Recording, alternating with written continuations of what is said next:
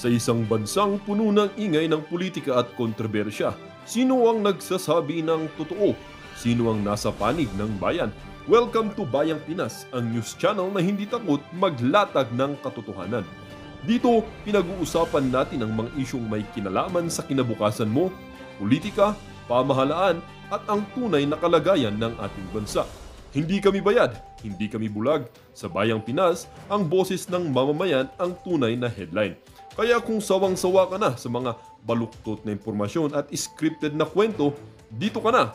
Dito sa Bayang Pinas, tayo ang bantay at boses ng bayan.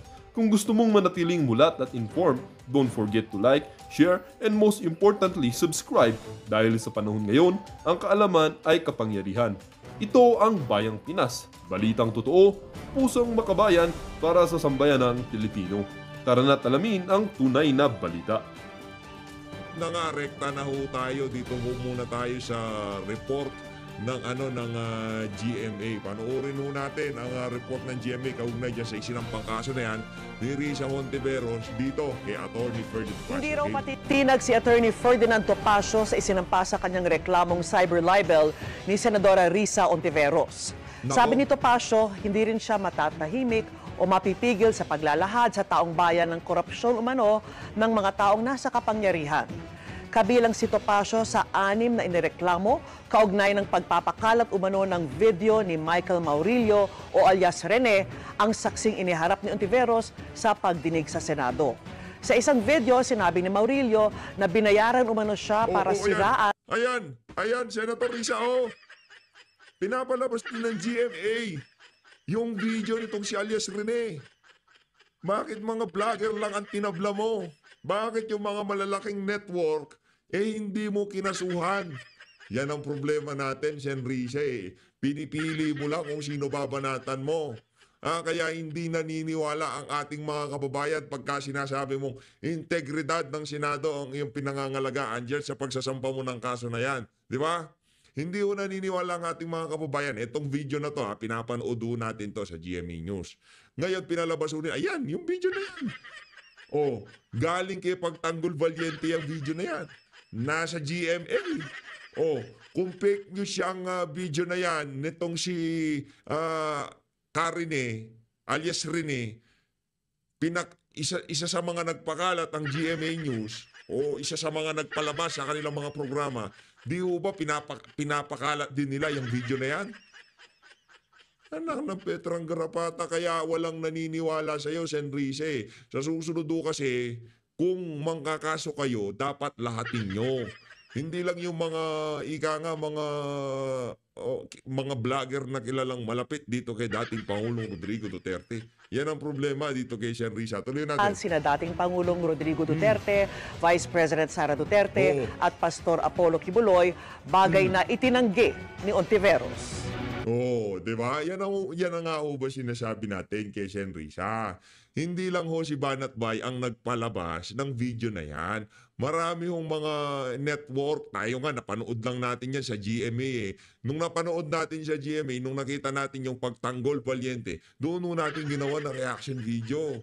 Etong hirap dapat hanapin niya lang si alias Rene. Tapos sa usapan. Dito tayo ngayon sa kumpletong sagot nitong si Atty. Ferdinand Topacio dito kay Senator Risa Hontiveros. Panoorin mo natin mga kababayan. Ako naman, walang problema sa akin yan. Napag-usapan nyo rin yung demanda. Unang-una, di ba sinabi ko nga kay Risa Hontiveros, idemanda mo ko.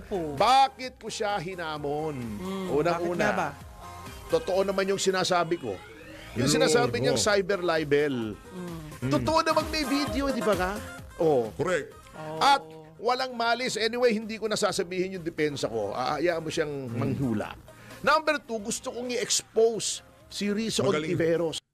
Magaling na abogado yan mga kababayan.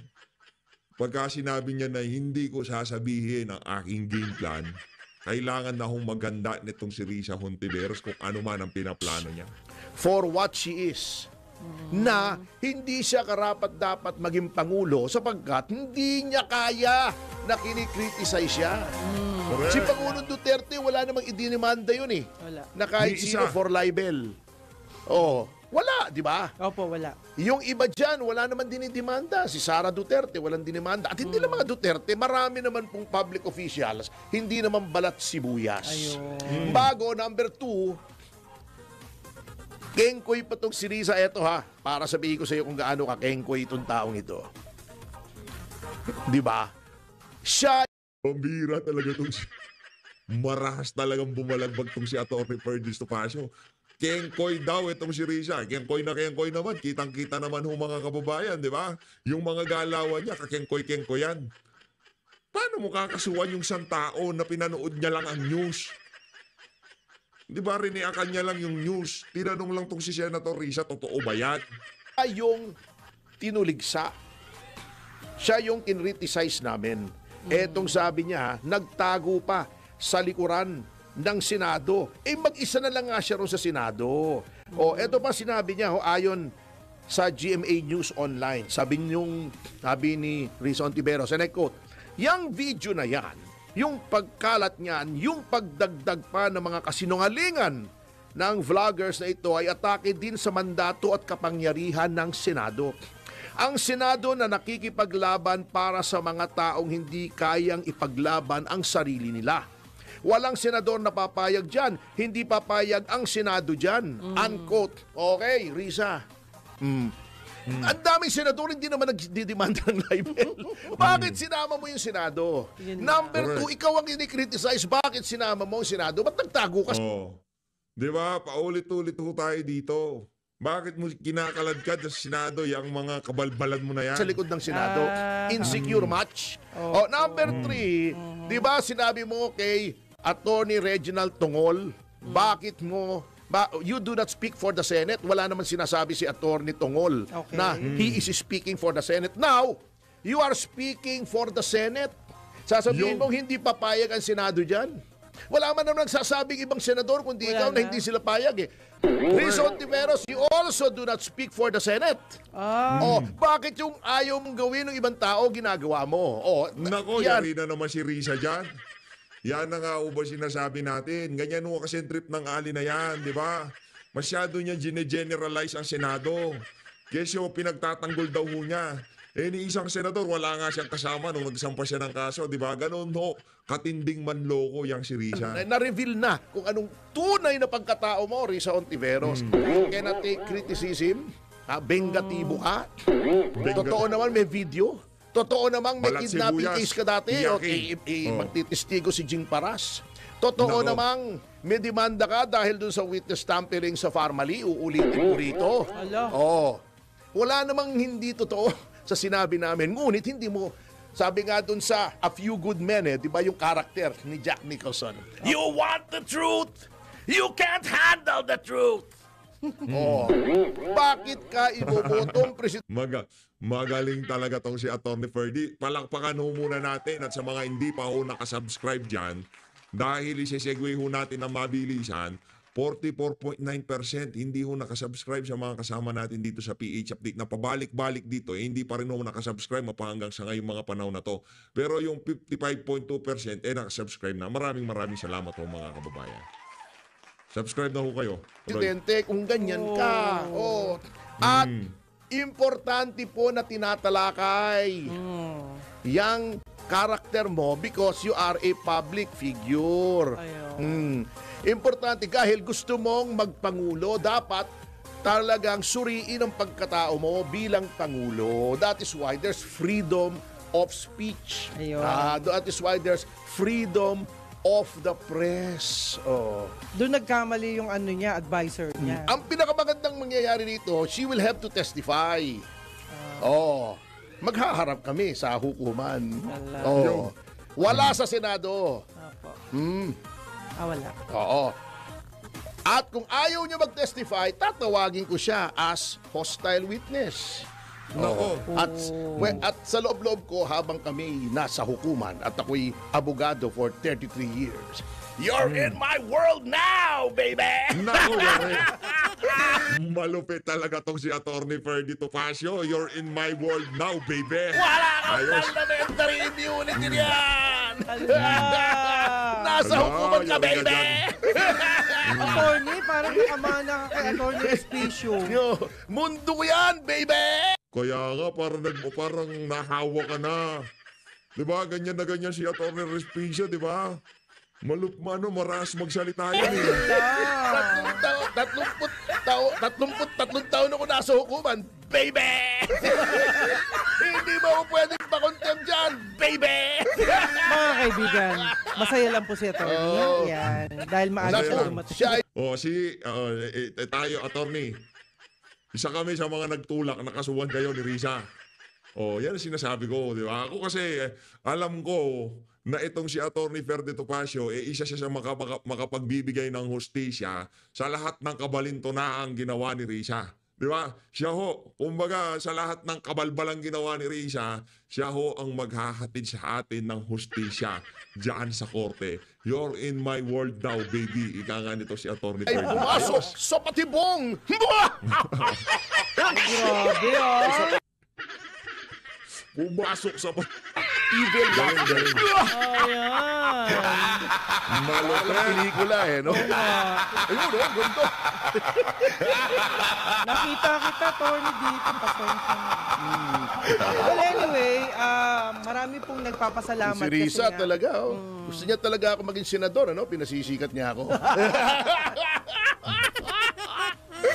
Atty. Ferde, pag tumakbo ka na senador, sige, malamang sa malamang nasa lineup ka ng PDP, susuportahan ka namin.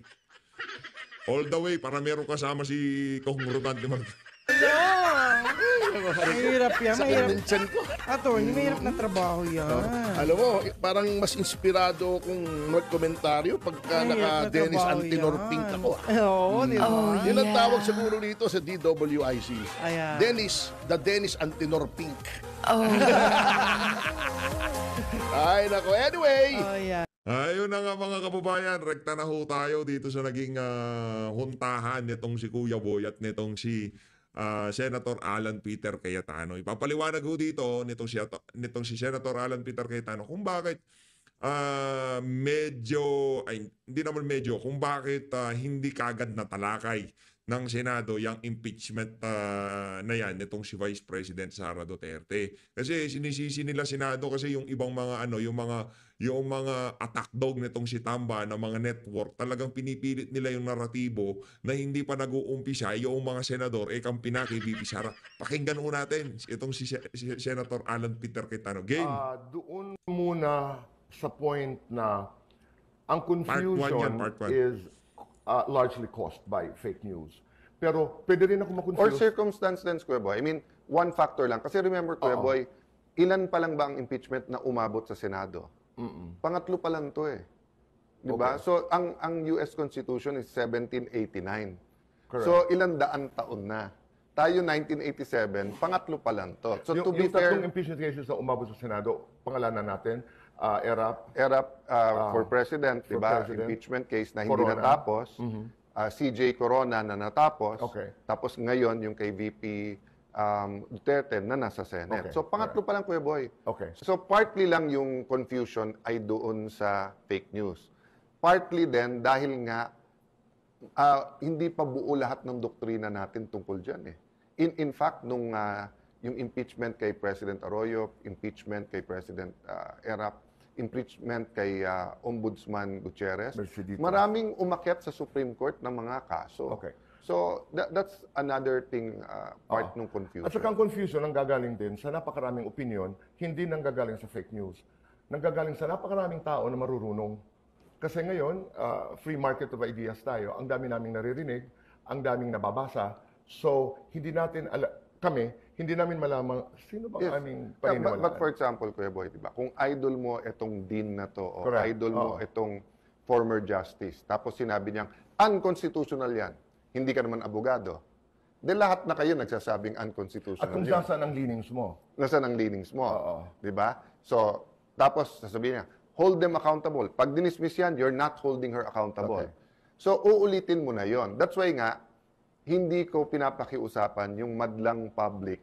Di ba? Because nga, they also get their information from the legal luminaries. Di ba? So, halimbawa, pagka may sinabi akong off topic on tangent about artista, about networks, and you tell me, de Alan, ganito kasi yan.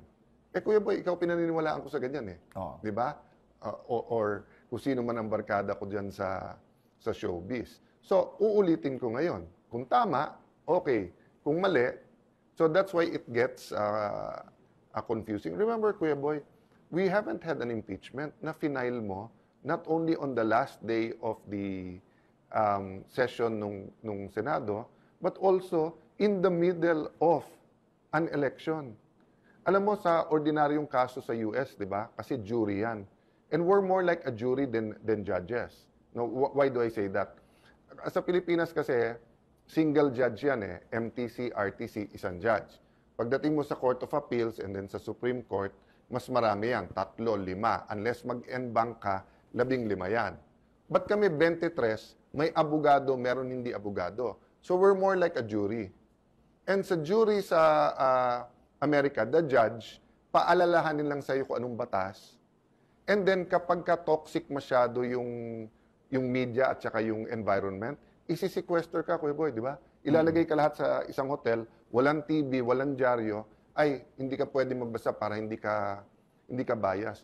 So can you imagine, Kuya Boy, i-impeachment ka, gitna ng kampanyahan. Alam naman natin ang Pilipino, pag 3 years before, pag midterm, ang iniisip na, 2028. O, alam naman natin, nung inaresto at dinala sa Hague ang dating Pangulo, lalong naging emotional na ngayon. So, after that, and then may impeachment, so, naghalo-halo talaga, Kuya Boy. So, I'm not blaming anyone. I'm just saying, nandito tayo. Okay. Na-mention mo yung final ang articles of impeachment sa Senado February 5 election. Dito nang gagaling yung akusasyon sa Senado na pinatulog ng Senado ang kasong ito ng ilang buwan. Tama. Pero, Kuya Boy, kung ang trabaho ko ay Monday to Friday, pinadala mo sa akin Friday, delay ba pag sinabi kong Monday natin? Correct. Pero dito nang gagaling yun, Alan, diba? Dito nang gagaling na hindi patas yung sinasabing pinatulog ng Senado dahil February 5, nag-eleksyon, kayo naging June 2, napos mo to June 11, dahil nga maraming circumstances ang nangyari from February 5 to June 2 and 11. And I don't blame the idealistic. Dapat inumpisan niya, etc. Kaagad-agad. But kami sa Senado, we have to be both idealistic at practical. For example, if we started it June 2, hindi rin matatapos, Kuya Boy, ng June 29 eh. Di ba? If you started June 2, mag-i-issue ka ng summons, 10 days. And then sasagot yung kabila, 5 days. And then pag-convene namin after 15 days, ang unang issue pa muna nun, may jurisdiction ba? Kasi sinasabi nga ng side nila, Vice President Duterte, na mahigit isa ang final in 1 year. In 1 year. By that time, issue naman tatawid ba to sa 20? In the meantime, ilan napaka-importanting national legislation, mga bills, na mabibinbin, na hindi... So you needed January 2 to January 10 para pagtuunan ng pansin yung mga nakabinbin na mga bills. Yeah. Yun ang dahilan. To be fair, naging reasonable lahat. Okay. Kasi nga, di ba, dapat sa 11 na kami.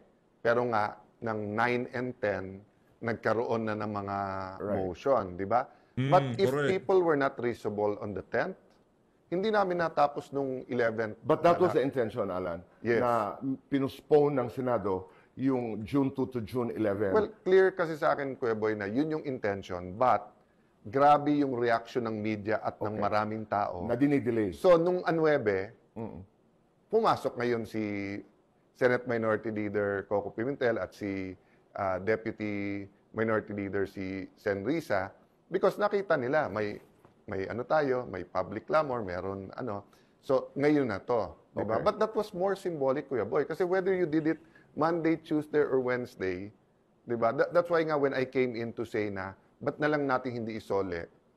Hindi ko drenowing. Baka on hindsight, dapat drenowing ko nilagay ko sa board. But sinabi ko, either way, whether we started on 2, 10, or 11, talagang after SONA talaga ang uupo talaga yung impeachment court. Okay. Ang debate doon ng ibang mga tao ay, basta makita lang namin na you were paying attention to the impeachment. priority nyo ang impeachment case. I think that became very, very emotional. Hindi pwedeng hindi mag-multitask ang Senado. Correct, I understand that. Pero babalikan ko lamang yung ombudsman. So klaro na ang jurisdiksyon ng ombudsman ay hindi sakop ang impeachable officials. Yun ang lumalabas. Tama. Ay, hindi. Kuya Boy, yung kasing Pangulo, siya lang po talaga ang merong immunity from suit. So sa 6 years na nakaupo yan, hindi mo pwede demanda. Okay. In the meantime kasi, may kaso long ago pa to na isang judge kakasuhan. Ang sabi ng Supreme Court, hindi muna kasi that interferes with our independence. Admin case muna. Then may binabanggit nga si Chairman Congressman Chua na may cases wherein sinabi pag impeachable, dapat impeach muna. But some law deans disagree with that. Sa US kasi, Kuya Boy, may na-impeach na judge. Kasi sa US, pati federal judges, subject to impeachment. Hindi na-impeach yung judge Galing ho talaga nitong si Senator Alan Peter Cayetano. Sarap lang niyang pakinggan. na-convict siya criminally. So imagine impeachable officer and judge, kinasuhan ng criminal case, nasa kulungan na siya, judge pa rin siya. So they have to impeach him pa after. So, but theoretically, as you say, President Nixon, di ba, nung palapit ng impeachment, nag-resign na lang. Tapos pinardon siya. Sa atin nangyari na rin yon, di ba? Na i-impeach, nag-resign, hindi na lang tinuloy yung impeachment. So, yun ang sinasabi ko, Kuya Boy, na bata pa yung jurisdiction din dito Kasi ako nandun na ako sa leaning ng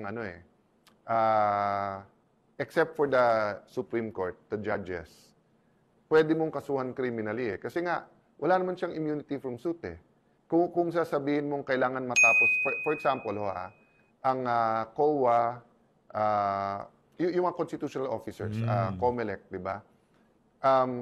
So you mean kung 7 years sila, nag-commit sila ng crime ng first year, na malinaw, let's say, graft and corruption, you mean hindi ko sila pwedeng kasuhan unless ma-impeach muna? For me, bilang ombudsman. Yun yung opinion ko as a lawyer, as Alan Cayetano. But again nga, kasi yung jurisprudence, it could apply to everyone or it could apply lang to a certain group of impeachable officers. Kasi may mga katanungan din na bakit why do a preliminary investigation? Ombudsman pa rin ako. Nag-convene ang Senado na impeachment court. Magkaiba kasi, Kuya Boy, at saka wala naman double But it jeopardy makes sense doon. to you. Yeah.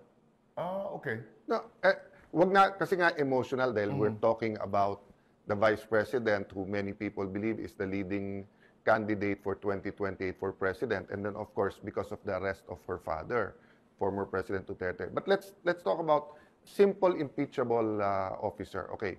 What if a COMELEC official, red-handed, at nangyari to dati, di ba? Nagkabayaran dun sa machines. Lumabas lahat ng cheque. Nagkaroon ng star witness na sinabi, nandun ako mismo nung binigay yung pera. Etong machines na to, pwedeng dayain. You mean to tell me, kailangan mo pang hintayin yung impeach ng House at itry ng Senate bago mo kasuhan yung official na yon. I may be wrong, kasi it's up to the Supreme Court to decide. But in that case, Kuya Boy, diba, walang emosyon, parang logic na hihintayin mo pa. Kung yung machines pwede mandaya, paano kung pati congressman at senador dinaya? Congresswoman Laila de Lima raised a point about the ombudsman. Now, while the Senate impeachment trial is happening, what if the ombudsman decides that there is no probable cause and dismisses the case filed in the ombudsman? The former senator was also a former justice secretary. Alam niya naman to Ang problema nga, inuuna niya yung politika no? So, first of all, alam naman niya hindi tayo bound by what the ombudsman says. So, the ombudsman can say walang probable cause as far as anti-graft and corruption laws. But we can say sa impeachment court, she's guilty. If we find her guilty, and then yung penalty not only of removal, but pwede nang hindi tumakbo, di ba? On the other hand kasi, for example, sinabi ng ombudsman, may probable cause. Then people will say, she's being held accountable. Ang problema nun, Kuya Boy, matagal yun. Abot pa ng Supreme Court. Pwede siyang tumakbo sa 2028. That's why nga, yung ilang political groups, mas gusto nila impeachment kasi mapagbabawal si VP Sara from running in 2028. Okay, I get that. So, hiwalay. Magkaiba ang ombudsman at saka ang impeachment court, the Senate as an impeachment As far court. as kami, we're concerned, in the Hindi other makakaapekto yun. impeachment cases that we were, Aha. kung gumalaw ang DOJ o ang ombudsman, baka nga hindi na kami nag-file ng impeachment. The reality is nga, Kuya Boy, sa Pilipinas, after the impeachment, ma-remove yung official. Wala nang naghahabol sa kanya. Okay. Unlike kapag ikaw ay nakasuhan sa korte o sa ombudsman, hanggang matapos ang korte. Hanggang matapos kung sa Sandigan Bayan man yan or sa RTC hanggang sa Supreme Court, hahabulin ka. Pero ang experience ko sa impeachment court, di ba? So nung natanggal si President Erap, hinabol pa ba ng impeachment court ng Senado? O, nung natanggal si CJ Corona, di ba? Pinasa na yan sa korte.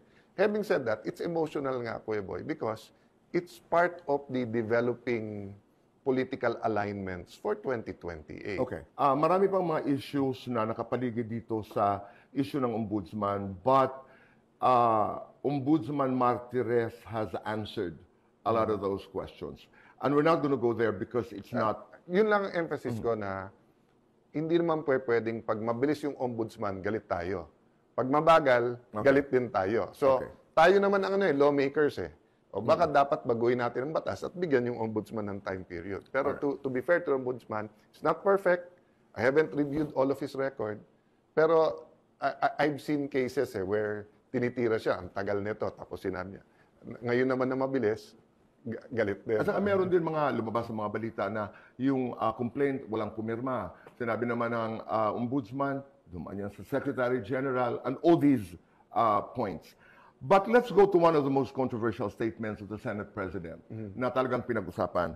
Sabi niya, the Senate Impeachment Court can dismiss the case. Ito na yung, kanina you were starting to talk about it. Yes. Can dismiss the case. Ano ba ang ibig sabihin noon? Okay. So, Kuya Boy, pag nag-file ka ng kaso sa kahit anong korte, ang unang titignan dyan ay yung jurisdiction. And to not be very technical about it, it's simple. The authority or the lack of authority to try the case. Di ba? So for example, kinasuhan mo ako sa MTC, pero ang jurisdiction sa RTC, i-dismiss ng MTC yan. Kinasuhan mo ako sa ombudsman, pero hindi ako covered ng ombudsman dahil private businessman ako at wala akong dealing sa gobyerno, i-dismiss ng ombudsman yan. Di ba? Correct. So, sa Supreme Court, meron sila tinatawag na prohibited pleadings. Di ba? So, may mga sinasabi ko, anong prohibited, o whether motion niya or pleadings, di ba? Ang prohibition mo lang sa Senado, yung lang nakalagay sa Constitution. So, for example, hindi kami pwede mag-impeach ng hindi impeachable officer. Di ba? But yun lang ang limitation. Then, sa rules namin. So, ang dalas ko marinig ngayon, kung wala sa rules nyo, hindi nyo pwedeng gawin. Hindi kami pwede mag-CR. Wala sa rules namin na pwede kang tumayo tapos pwede kang mag-CR So, pero pwede mong... So, but to go to the main point, Kuya Boy, we should not dismiss outrightly unless it's a question of grave violation of the Constitution. Di ba? So, kasi ang nabenta kasi nung ibang advocates ng hindi nyo man lang titignan yung ebidensya, i-dismiss nyo na. Okay? That's always the case if you question the jurisdiction. Di ba? So when you go to the ICC, kay President Duterte, ano ba unang question ng abogado ni President Duterte? Hindi ba tinanong niya, you have no jurisdiction over us kasi umalis na kami. Wala pang ebidensyang pinapakita doon. Wala pa. Okay. Pero nagsabi yung korte, sandali lang, may jurisdiction. So the court should not acquit or convict you without looking at the evidence. Klaro yun, Kuya Boy. Paano ka naman magsasabing guilty or not guilty kung hindi mo pa tinitingnan yung ebidensya? Pero yung jurisdiction, yung i-dismiss mo kasi tingin mo may problema. But either way kasi, Kuya Boy, tingin ko dito kung hindi namin i-dismiss, questionin yan sa Supreme Court whether na-violate yung more than one. If the Supreme Court, One-year ban. If the Supreme Court doesn't decide, tuloy-tuloy lang kami. Kung walang TRO, tuloy-tuloy lang kami. But if we do decide, na sandali lang, may violation to nung 1-year ban, therefore, hindi dapat umabot sa amin ito. Ang mangyayari nito, I'm sure, tutuloy sa Supreme Is Court. that where the Senate President was coming from? No. Yung sinabi niya that the impeachment court can actually dismiss the Kasi, case. Kuya Boy, may halo na to ng, ng intriga kay Senate President of how he handles the impeachment court. Kasi may nagsasabi, ang pinanggalingan nito, yung sinabi nila na dapat in-overrule niya si Senator Bato nung sinabi niyang, I will move to dismiss. Okay. But, Kuya Boy, if the Senate President said na, you're out of order, and then he appealed. So, sinabi ni Senator Bato, okay, tell me where in the rules na nakalagay dyan na hindi kami pwede mag-move dahil mali, walang jurisdiction or dahil nga na ano yung ban. Sabi mo may cite pa rin si Senate President. Senator Bato can appeal. Magbobotohan yun ngayon. Alam ko yan, Kuya Boy, kasi ako yung unang in-appeal yung sinabi ni Senate President Enrile sa case ni CJ Corona. I disagreed kung sino pwedeng isupina o hindi. In-overrule niya ako, I appealed. Kaya nagbotohan. No? So, ang point, Kuya Boy, kung nagbotohan, sino susundin namin? Yung minority o yung majority? Di ba? So, kung sasabihin ni Cheese, 15 kayo or 13 kayo na bumoto to dismiss, tuloy pa rin kami. O 10 lang kami. Pwede ba yon? And then, to convict, you need 16. So, there are real considerations in all of this. The Senate President has never said, let's dismiss it. No. I wanna understand that. Kung halimbawa, nung nag-motion si Senator Bato na i-dismiss, pwede pala yon na halimbawa, 12 bumoto na, o i-dismiss natin, pwede pa rin yung natitirang mga senador. Hindi pwede. Hindi na pwede. I mean, dismiss na yun. That's what I'm saying, Kuya Boy, Oo. na throughout history, sometimes tama yung minority.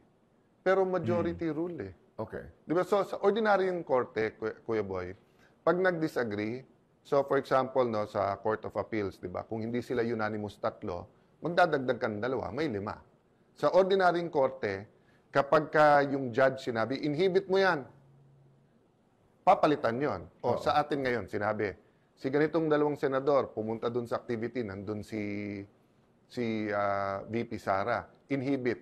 Assuming, Kuya Boy, nag-inhibit sila. Yung boto na yun is for Sara. Kasi pag every time mag-inhibit ka, ang natanggal mo lang sa kanila, makapagsalita sila sa korte at makaboto sa motion. Pero, counted na yun as an acquittal. Kasi you need 16 to convict eh. So, every single one na mawala, para ka na rin bumoto to acquit. O, so, paano kung bumawi naman ngayon yung mga senador na sumama kay VP Sara sa isang activity? O, sandali lang. Prosecutor, dun kay Senator Risa nag-oath eh. O, hindi ba bias din yan? Dapat mag-inhibit din yan.